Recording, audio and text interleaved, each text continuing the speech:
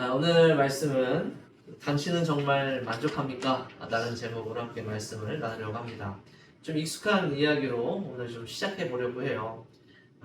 언제인지 모르는 옛날 옛적에 한 왕과 신하가 있었습니다.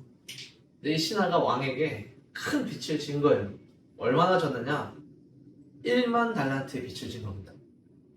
그래서 1만 달란트의 빚을 진 이 신하가 도무지 왕에게 이 빚을 갚을 길이 없는 거예요.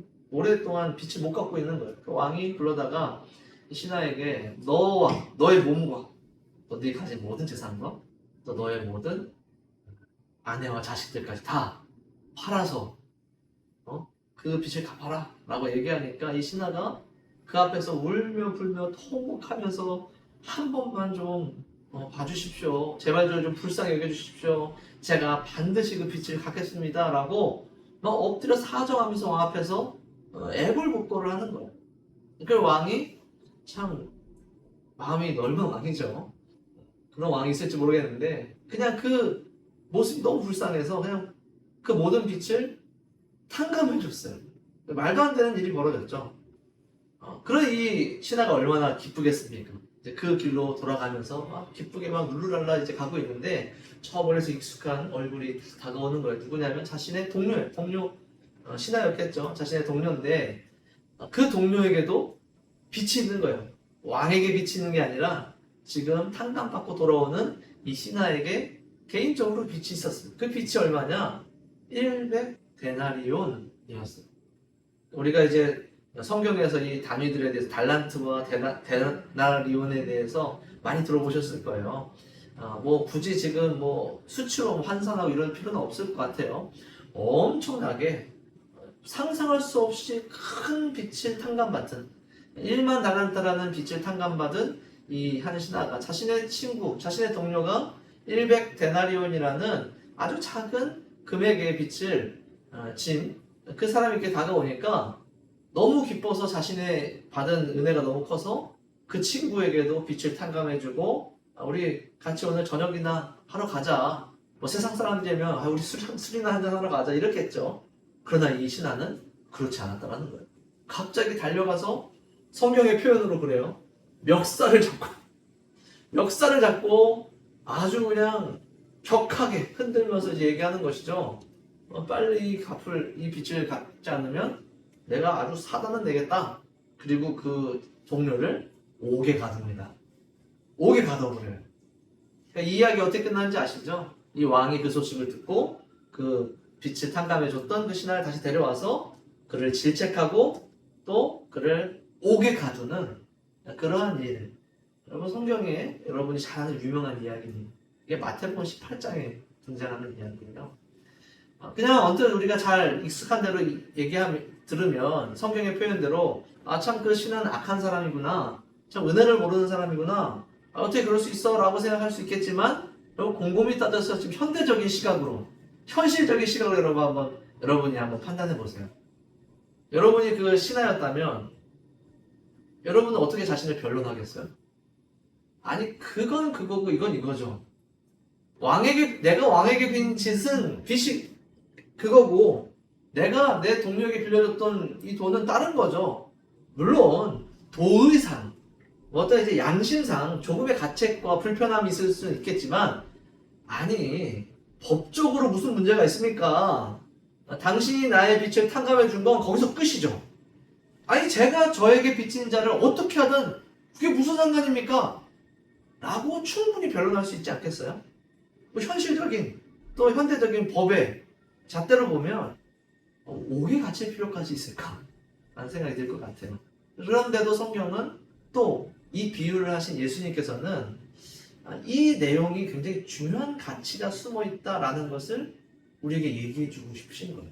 물론 세상의 기준과 세상의 잣대로는 이해할 필요도 없고 또 이해할 수도 없는 이야기지만 복음의 잣대로 볼 때에는 이 안에 굉장히 중요한 이야기가 담겨 있다라는 것이죠. 오늘 그 이야기를 좀 찾아보려고 해요. 그런데 오늘 우리가 읽은 본문은 이제 마태복음 18장과는 굉장히 멀리 떨어져 있는 성경의 아주 초반부에 있는 창세기에 있는 이야기죠.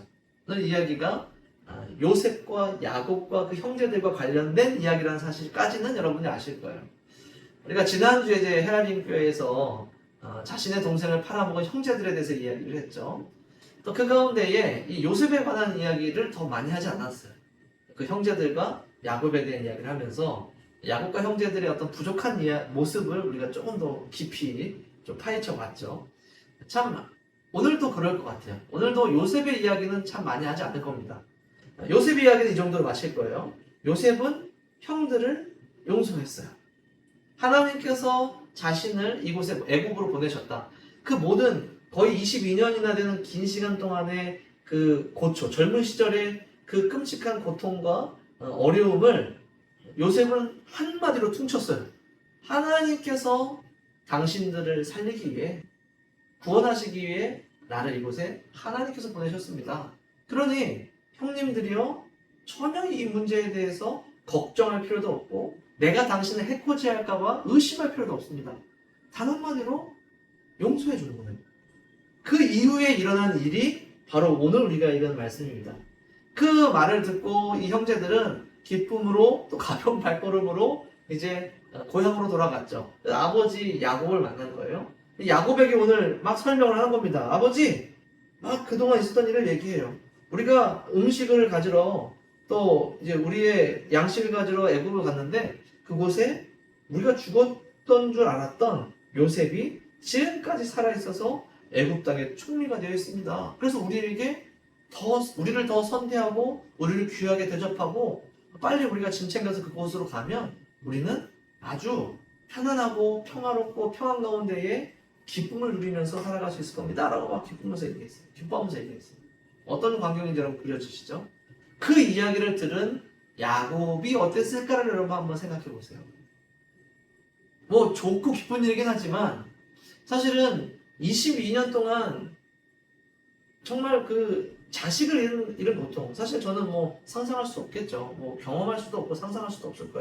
여러분들도 마찬가지일 겁니다. 얼마나 슬플지, 얼마나 고통스러울지는 경험해본 사람들만 알겠죠. 근데 야곱은 그걸 경험하고 있어요. 몇 년 동안? 22년 동안. 이미 죽어버린 내 아들, 내 가장 사랑했던 아들, 내가 하나님이 주신 꿈 속에서 참 이 민족을 크게 세우고 왕들이 태어나는 그 참 어마어마한 꿈 속에 내가 왕으로 세웠던 아들 요셉이 22년 동안 그의 삶에서 죽어 있었는데 갑자기 애굽에서 돌아온 이 형제들의 한마디 말로 그 요셉이라는 아들이 살아있는 아들로 바뀐 거예요. 그러니까 야곱의 반응을 보세요. 26절에 보면 야곱이 그들의 말을 믿지 못해요. 쉽게 믿지 못하겠죠. 죽은 줄로 알고 오랜 시간을 살았으니까. 그리고 어리둥절하더니, 이 어리둥절하더니라는 이 표현이 굉장히 재밌는 표현이고 굉장히 유니크한 표현이에요. 구약 성경에 보면 한 4-5번밖에 안 쓰인 표현이에요. 어리둥절하다라는 이 단어의 이제 본래 직역하면, 히브리어로 직역하면 두 단어예요. 두 단어. 뭐냐면 심장이 차가워졌다. 그걸 지금 어리둥절 굳어있는, 너무 놀라서 굳어서 얼어버린 거예요. 헉 하고 심장이 차가워졌다라는 직역하면 그래요.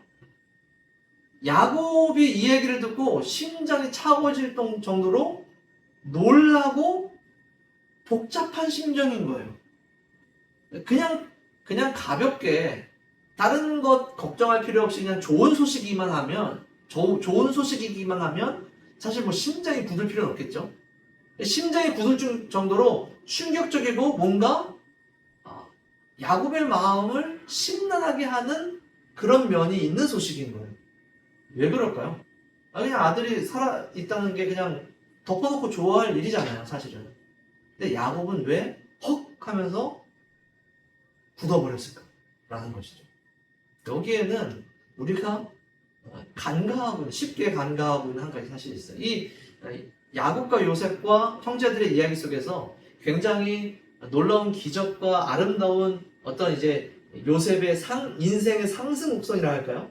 이걸 보면서 그냥 뭐 희망적인 동화 정도로 우리가 받아들이면 이 사실을 우리가 간과해요. 어떤 사실이냐면 이 일에는 심각한 범죄가 있었다는 거예요. 폐륜적인 범죄가 있었다는 거예요. 어떤 범죄였죠? 형제들이 자신의 동생을 죽이려고 하다가 죽이기 좀 못해서 팔아버린 거예요. 애국으로 팔아버린 것이죠. 그리고 이 사실을 아버지에게 동물에게 짐승을 만나서 잘못 사고 때문에 요셉이 죽은 것처럼 꾸며서 옷에 피칠을 해서 아버지를 속인 22년 동안 속이고 있는 거잖아요. 그 이야기가 사실 여기에 있다라는 거예요. 없었던 일이 아니라는 거예요. 요셉이 형제들을 용서해 준 건 용서해 준 거예요. 아까 우리 마태복음 18장의 이야기처럼 요셉이 형제들의 큰 죄를 요셉 본인이 용서해 준 건 용서해 준 거예요. 그런데 야곱의 이야기는 다르죠.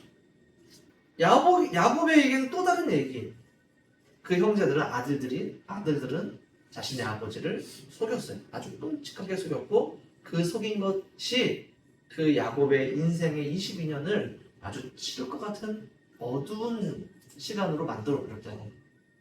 그렇기 때문에 야곱은 요셉이 살아있다는 이 소식이 너무나도 기뻤겠지만 믿을 수 없을 정도로 기쁜 일이었겠지만 듣자마자 심장이 차가워질 정도로 굳어버렸다. 이게 어떻게 된 일이죠? 그렇다면 요셉에게 일어났던 일은 도대체 어떻게 된 일이죠? 왜 이 형제들은, 내 아들들은 요셉이 죽었다고 나에게 와서 얘기한 것이지? 라는 이야기가 있어요. 이제 곧 요셉을 만나게 될 것이고 하나님께서 요셉을 어떻게 인도하셨는지 야곱은 직접 듣게 될 거예요. 형제들도 그걸 알았겠죠. 형제들은 언제 그 사실을 밝혔는지 잘 모르겠어요. 그러나 분명한 것은 야곱은 지금 이 순간 큰 충격을 받고 있었다는 거예요. 그때의 형제들이 뭐라고 얘기하냐면 27절에 등장하죠. 요셉이 자기들에게 부탁한 모든 말, 완전한 말을 얘기해요. 그러니까 성경의 표현대로면 이때 형제들은 아버지에게 모든 사실을 얘기했을 거예요. 그리고 요셉이 특별히 형제들에게 부탁한 말, 오늘 본문에 27절에 등장하는 부탁한 말이 뭐냐?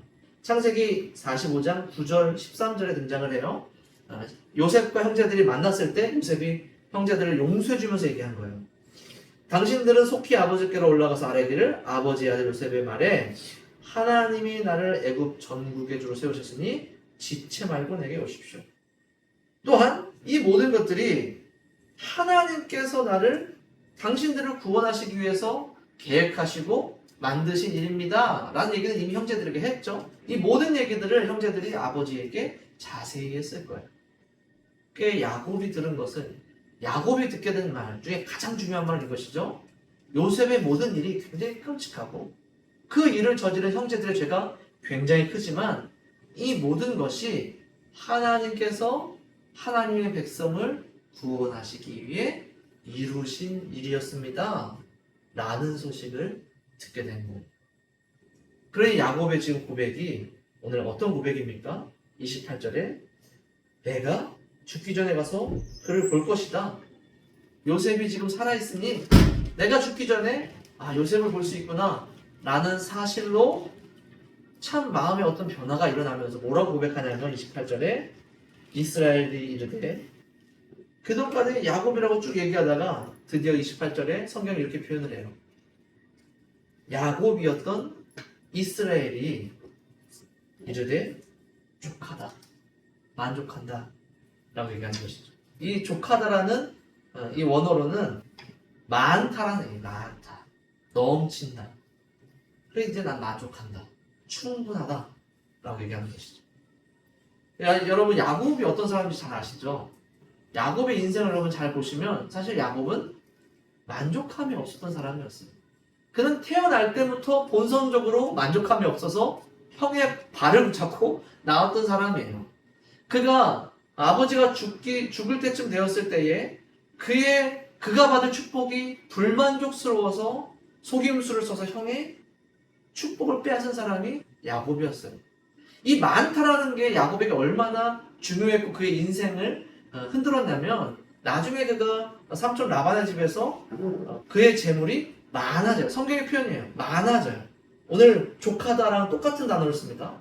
많아져요. 그것 때문에 그 사촌들의 시기를 받아서 그 땅에서 급하게 도망 나오고, 나중에 에서와 다시 만나서 함께 화목하게 살 수 있을 줄 알았는데 다시 그들은 떨어져서 살게 돼요. 성경의 표현은 그들의 재물이 족하였기 때문에, 많았기 때문에, 결국 그의 재물이 많음 때문에, 또 그의 욕심이 많음 때문에, 그가 만족함을 몰랐기 때문에 그의 인생 전체가 얼마나 험난했습니까? 얼마나 고통스러웠어요. 그가 바로 앞에서도 그렇게 얘기하잖아요. 내가 참으로 험난한 험악한 세월을 살았습니다. 만족함이 없었죠. 그런데 오늘 이 순간 그는 만족하는 거예요. 죽은 줄 알았던 약속에 자신의 꿈에서 가장 중요했던, 죽은 줄 알았던 요셉이 살아있을 때에 그에게는 이제 만족함이 생겼습니다.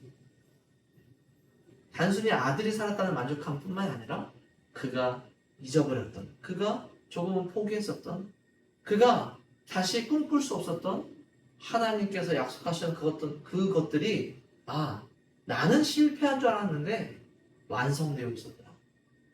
하나님의 백성을 구원하시고 지키시겠다라는 그 끔찍한 간음 속에서 야곱은 그런 생각을 하지 않겠어요? 그 양식을 보내러 애굽으로 아들을 보내면서도 야곱의 마음은 그렇게 희망적이지 않았어요. 왜냐하면 나중에 이 형제들이 돌아와서 베냐민을 데리고 다시 돌아가면 애굽의 총리가 누군지 모르겠지만 이 베냐민을 보면 우리에게 양식을 주겠답니다 라는 얘기를 했을 때 야곱은 협조적이지 않았어요. 비협조적이었어요. 그는 희망을 쫓고 약속을 붙잡고 백성과 가족을 구원해서 하나님의 꿈을 이루기 위해 적극적인 모양새가 아니라 베냐민, 하나 남은 내 사랑하는 아들을 지키기 위해 소극적인 사람이 되었단 말이에요. 그때. 근데 그게 다시 회복된, 요셉이 살아있다는 것을 확인하고 자신은 실패한 줄 알았지만 하나님은 성공하셨구나, 하나님은 끝내 이루셨구나 라는 것을 그때 깨닫게 된 것이죠. 이 말씀이 사실 누가 느껴야 되는 충격이냐면 예수님의 부활하심을 목격한 제자들이 느꼈을 충격이에요. 제자들의 마음과 똑같은, 제자들의 마음이 모든 것을 포기하고 다시 고향으로 돌아가 물고기를 잡고 있을 그때에 그들을 향하여서 조반을 먹으라, 그들을 부르셔서 자신의 부활하심을 보여주셨던 예수님 앞에 그 제자들이 느꼈을 충격이라는 거예요. 여러분, 그리고 오늘 이 충격과 이 놀라움을 누가 느껴야 되냐면 예수님의 부활하심을 믿고 살아가는 우리가 느껴야 된다는 거예요. 예수님을 믿을 때, 예수님을 묵상할 때, 예수님은 부활하신 예수님이다라고 고백할 때, 우리를 위해서 십자가에서 죽으셨지만 모든 세상 사람들이 실패한 줄 알고 지금도 실패자라고 생각하고 그 누구도 예수님을, 부활하신 예수님을 믿지 않는 세상 사람들이 세상이 있는 이 시대지만 예수님의 부활을 믿는 하나님의 백성들은 오늘 이 충격이 우리 가운데 있어야 된다는 것이죠. 그러면 어떤 고백을 할 수 있냐면 족합니다 라고, 만족합니다 라고 고백할 수 있는, 그 만족했다라는 증거가 어디서 나오냐면 요셉이 살아있음으로 인하여서 모든 것이 다 만족되어져 버린 야곱에게 어떤 일이 일어나냐면 이 이후로 성경 어디에서도 자식들에게, 그 형제들에게 야곱도 요셉도 그들의 죄를 묻지 않아요. 완전히 용서해버리고 기억조차 하지 않는 것이죠. 우리를 용서하신 하나님의 약속이 그렇지 않습니까? 주 예수 그리스도의 죽으심으로 인하여서 그 그리스도를 믿는 하나님의 백성들에게는 그 모든 과거의 죄까지도 기억하지 않으시겠다라는 확실한 용서를 하나님께서 우리에게 약속하지 않으셨어요? 정말 예수님을 믿어서 만족한 사람들에게 나타나는 가장 두드러진 특징이 뭐냐면 용서하시다. 왜냐하면 만족합니다. 예수님이 부활하셨다는 사실만으로 더 필요한 게 없으니까, 그것보다 더 큰 위로가 없으니까, 그것 말고는 나에게 가장 중요한 게 없으니까 나의 삶에서 어떠한 일이 일어나던 우리는 넉넉히 용서할 수 있는 사람으로 바뀌어져 버리는 거예요. 내가 착한 사람이라서가 아니에요. 내가 원래 성품이 그랬던 사람이라서가 아니에요. 이거는 굉장히 계산적인 겁니다. 이건 굉장히 이해타산적인 거예요. 확실한 더 큰 기쁨과 더 큰 은혜가 있기 때문에 예수 그리스도의 부활이라는 가장 놀랍고 어마어마한 기쁨이 있기 때문에 그 다른 모든 것들이 우리에겐 더 이상 중요하지 않게 되어지는 것이죠. 그래서 우리는 만족한 자들로 살아갈 수 있다는 것이죠. 진짜 만족한 자들은 용서할 수 있다는 거예요. 그래서 오늘 말씀에 이 형제들을 보세요. 그 용서를 받은, 요셉에게 용서를 받은 형제들 아닙니까? 그들이 발걸음 가볍게 아버지에게 가서 속 없이 그 끔찍한 죄들을 다 얘기하고 밝히고 이러한 일들을 보면 사실 우리가 그 창세기라는 이 큰 이야기 속에서 굉장히 짧게 등장한 이야기이기 때문에 우리가 그냥 넘어가잖아요. 또 굉장히 엄청난 짓 하고 있는 거예요. 되게 뭐랄까요? 삼자 입장으로 보면 이 형제들의 모습은 인간 같지 않을 수도 있어요. 어떻게 저기 엄청난 사람들이 있어? 아니 자신들의 죄를 기억하지 못하고 자신들이 얼마나 끔찍한 사람들인지도 기억하지 못하고 아니 자신의 아버지에게 어떻게 이 이야기를 이렇게 할 수가 있어? 라고 생각할 수 있어요. 그러나 이 형제들이 맞아요. 염치 없어요. 끔찍한 사람들이에요. 죄인들이에요. 그럼에도 불구하고 얘기할 수 있는 이유가 있어요. 이 이야기를 아버지에게 할 수 있는 이유가 있단 말이에요. 그 이유가 뭐냐면 용서받았다라는 확신이 있기 때문에.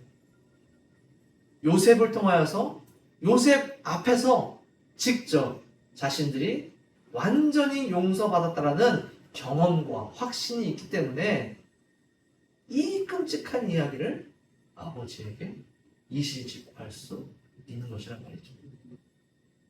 용서받은 사람들만이 복음을 전할 수 있어요. 여러분 우리가 복음을 전한다는 게 사실 객관적인 입장에서 보면 얼마나 영청한 짓입니까? 우리 때문에 예수님이 죽으셨고 내 죄 때문에 예수님이 죽으셨고 그저 예수님을 믿은 것만으로 모든 것을 용서받은 우리가 밖에 나아가서 믿지 않는 이들에게 기뻐서 막 전하는 거예요. 예수님이 우리를 용서해 주셨어요. 우리를 위해서 죽으셨어요. 예수님을 믿으면 살 수 있어요. 예수님을 믿어야 해요. 라고 우리는 기쁨으로 복음을 전하지만 사실 형제들이 하는 것과 우리는 똑같은 일을 하는 거예요.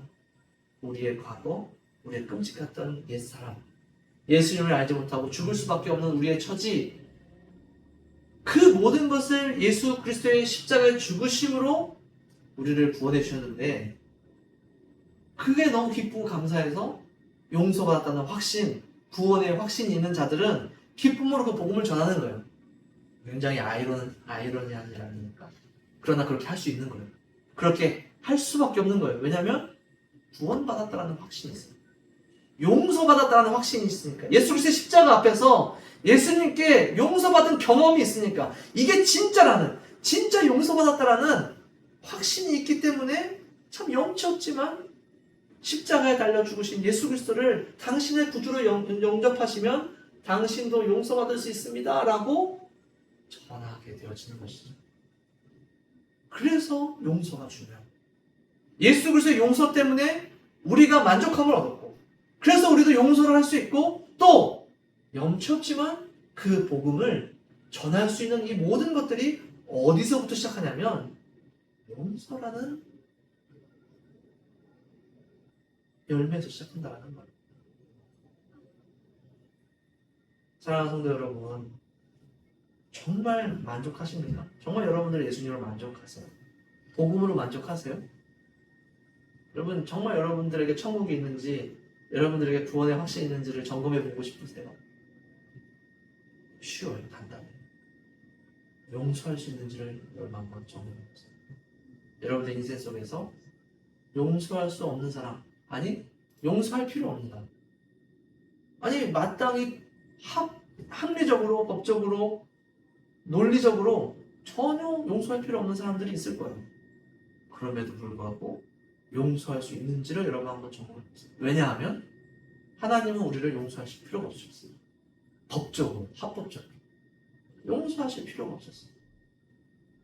그 모든 값을 그냥 있는 그대로 우리에게 받아내실 필요가 있으셨어요. 그래도 되셨어요. 다 우리를 우리의 죽음과 우리의 사망으로 그 값을 다 받으실 수 있으신 분이었어요. 그게 합리적이고 그게 법적으로 옳아요. 그러나 하나님은 그렇게 하지 않으셨단 말이에요. 그것 때문에 복음 안에서 만족함을 누리고 있다면 용서하시다라는 것이죠. 말씀을 맺도록 하겠습니다. 제가 아까 맨 처음에 예를 들은 그 1만 달란트 빚진 자, 그 마태복음 18장에 있는 이야기 있잖아요. 예수님이 그 비유를 왜 시작하셨는지 아십니까? 마태복음 18장에 보면 누가 예수님께 먼저 이렇게 물어봐요. 뭐라고 물어보냐면 제가 읽어드릴게요. 그때 베드로가 나와 이르되 주여, 예수님께 형제가 내게 죄를 범하면 몇 번이나 용서합니까? 7번까지 하오니까 예수님께서 이르시되 내게 이르노니 7번뿐 아니라 7번을 70번까지라도 할지니라 라고 얘기하시면서 연결해서 얘기하신 비유가 1만 달란트 빚진 자의 비유예요. 근데 더 우리가 좀 오늘 이 시간 꼭 기억해야 됐으면 좋겠는 것은 그 비유를 시작하실 때 예수님이 뭐라고 단서를 붙이셨냐면 이렇게 얘기하셨어요. 마태복음 18장 23절이에요. 그러므로 천국은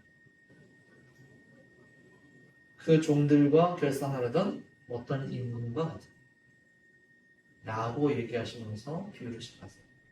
그러므로 천국이 어디 있다는 거예요? 천국이 용서 안에 있다는 거예요. 이 천국은 하나님의 용서로 시작했고 하나님을 용서받은 백성들의 만족으로 열매 맺으며 그것은 반드시 형제를 용서하는 것으로 마무리된다는 사실을 꼭 기억하시기 바랍니다.